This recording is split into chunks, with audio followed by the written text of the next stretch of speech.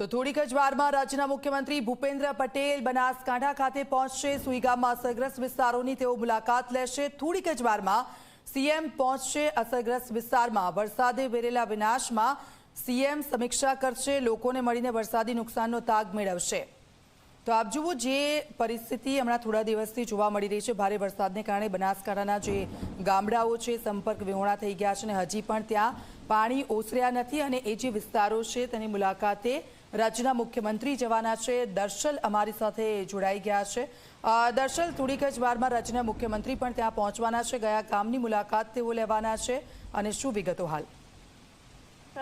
મુખ્યમંત્રીના કાર્યક્રમ જણાવતા પહેલા એ આપણે જણાવી દઉં અત્યારની લેટેસ્ટ માહિતી જે ગાંધીનગરથી આરોગ્ય કમિશનર જે છે તે સુઈગામ આરોગ્ય કેન્દ્ર ઉપર પહોંચ્યા છે, જ્યાં અસરગ્રસ્તોને રાખવામાં આવ્યા છે। 500 જેટલા અસરગ્રસ્તો અહીંયા રહી રહ્યા છે, જેમના રહેવા જમવાની વ્યવસ્થા કરવામાં આવી છે। એ જગ્યા ઉપર આરોગ્ય કમિશનર અહીંયા હાજર રહેશે જ્યારે મુખ્યમંત્રી અહીંયા આવવાના છે ત્યારે, અને તેમની સુવિધા અને બાબતોની તમામ વિગતો આપવામાં આવશે। જે પ્રકારે રાજ્યના મુખ્યમંત્રી ભૂપેન્દ્રભાઈ પટેલનો કાર્યક્રમ છે એ કાર્યક્રમ મુજબ તેઓ હેલીપેડ ઉપર ઉતરશે। લગભગ 2 વાગ્યાનો ટાઈમ આપવામાં આવશે, પરંતુ થોડુંક તેમાં વિલંબ થઈ રહ્યો છે।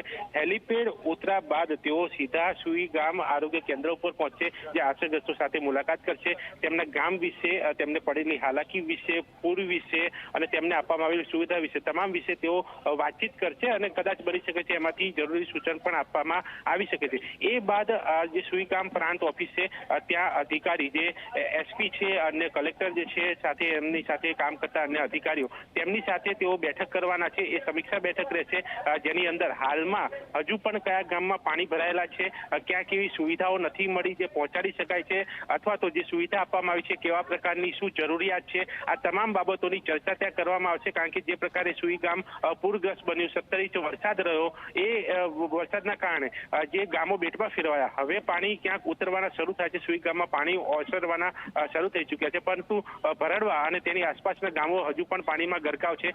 ત્યાં શું મદદ, ત્યાં કેટલા લોકો છે, એ તમામ પ્રકારની માહિતી રાજ્યના મુખ્યમંત્રી મેળવશે અને સંવેદનશીલ જ્યારે મુખ્યમંત્રીની વાત આવે ત્યારે લોકોની ચિંતા કરીને, લોકોના પડખે તેઓ ઉભા રહીને આ તમામ કામગીરી જે છે તેમાં લાગેલા છે અને સતત સરકારમાંથી અને મુખ્યમંત્રી પણ સુઈગામની, બનાસકાંઠાની, થરાદની તમામ વિગતો મેળવી રહ્યા છે અને તમામ લોકોની માહિતી મેળવીને જરૂરી સુવિધા આપવાના પ્રયાસો અહીંયા કરવામાં આવે છે। હવે રાજ્યના મુખ્યમંત્રીના અહીંયા આવવાની રાહ જોવાઈ રહી છે અને તે બાદ તેમના આગળના કાર્યક્રમ જે છે તે આગળ વધશે।